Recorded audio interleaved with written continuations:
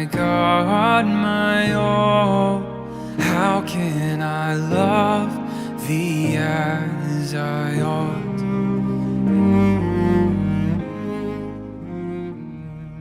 Well, welcome to another week of devotions. Thank you very much for joining with us. Hope you're enjoying these devotional times together. We've had some amazing things over this period, and I guess we've all gained something very important from it. During the last couple of devotions that I've done here, I set out to ask a particular question. What kind of God do you believe in? How we answer that question, of course, determines how we relate to God, how we view God, and our relationship with Him. We thought a lot about that, and we're going to continue to do that this week, and probably into the next few devotional weeks. Today, it's God is omniscient. To say that God is omniscient means that God is all-knowing. And that, of course, creates lots of questions for us, some of which we can ask this morning. Let me first of all, though, read from Isaiah chapter 40 and verses 12 through to 31. Who has measured the waters in the hollow of his hand, or with the breadth of his hand marked off the heavens? Who has held the dust of the earth in a basket, or weighed the mountains on the scales and the hills in a balance? Who has understood the mind of the Lord, or instructed him as his counsellor? Whom did the Lord consult to enlighten him? And who taught him the right way? Who was it that taught him knowledge, or showed him the path of understanding? Surely the nations are like a drop in the bucket. They are regarded as dust on the scales. He weighs the islands as though they were fine dust. Lebanon is not sufficient for altar fires, and its animals enough for burnt offerings. Before him all the nations are as nothing. They are regarded by him as worthless and less than nothing. To whom then will you compare God? What image will you compare him to? As for an idol, a craftsman casts it, and a goldsmith overlays it with gold, and fashions silver chains for it. A man too poor to present such an offering selects wood that will not rot. He looks for a skilled craftsman to set up an idol that will not topple.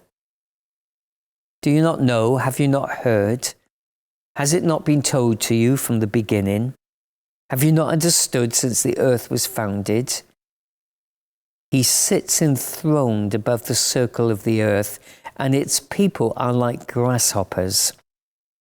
He stretches out the heavens like a canopy and spreads them out like a tent to live in.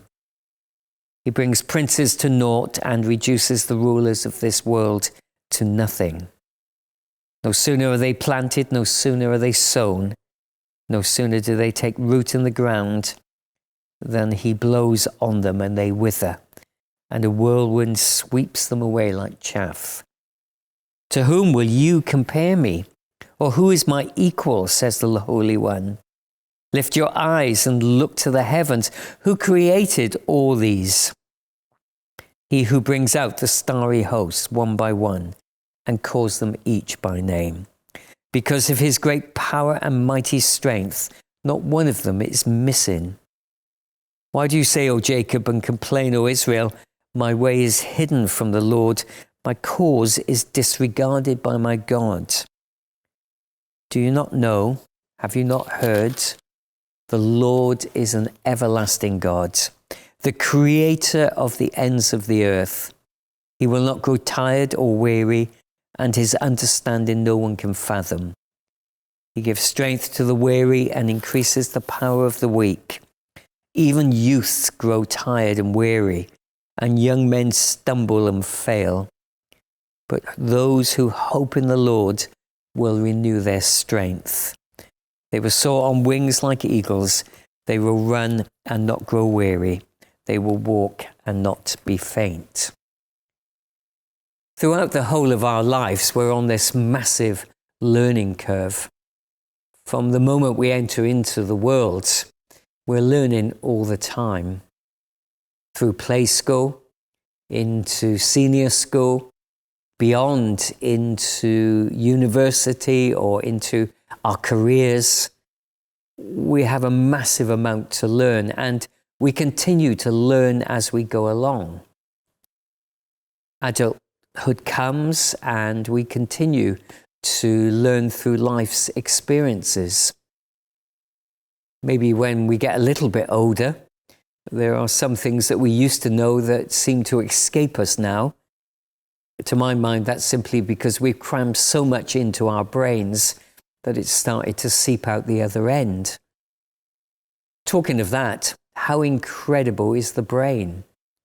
The capacity is astounding, and it's the creation of a creator who is all-knowing, omniscient.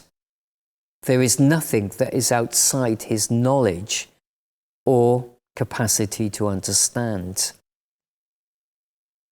The writer here asks a repetitive question: with whom will you compare me? The voice of God, of course, comes through the prophet. God has created all things, and he continues to sustain all things. As much as he loves to hear our voice, he doesn't lack any knowledge or understanding that we can add to. He's not taken by surprise by anything we might say. We don't inform him, even though I think sometimes we try. All the knowledge that is contained within all the nations is nothing in comparison with the knowledge of God. With whom will you compare him? The answer is simple. No one or anything under heaven and earth comes even close to God. Nothing ever slips his attention. No moments of forgetfulness. No moments of going upstairs and forgetting the reason why you've gone up. God knows the end from the beginning. So that probably raises a little question. Does that mean we're puppets, only doing what God knows already we will? Well, I think that's a pretty good question to ask. The simple answer to it is no.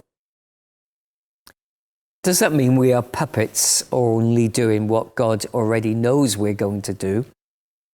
Well, that's a good question, I hear you say. The simple answer is, of course, no. How could we be held accountable for the things that we have no choice in, where the decision and outcome are already predetermined? The all-knowing God has created us with dignity and the ability to make independent and therefore accountable choices. We're made in his image, but we're not clones. We're individuals making individual decisions.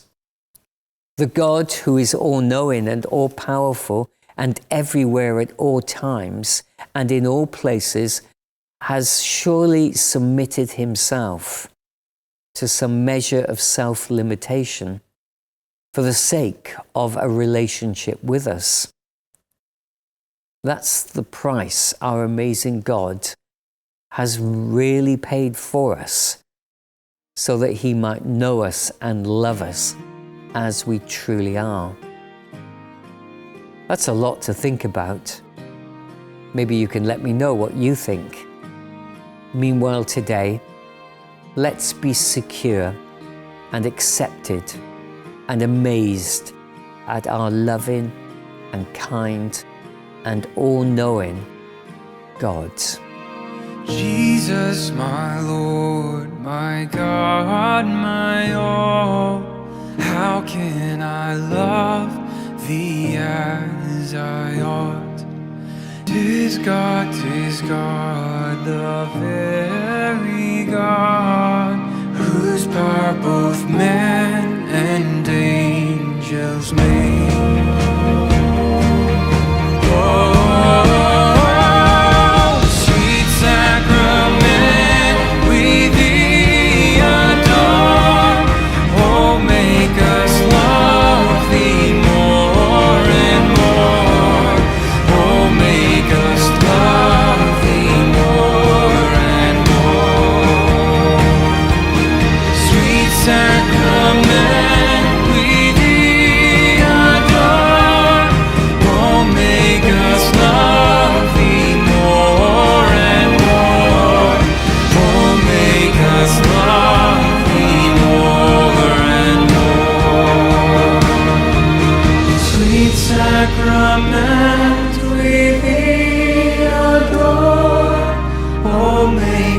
love.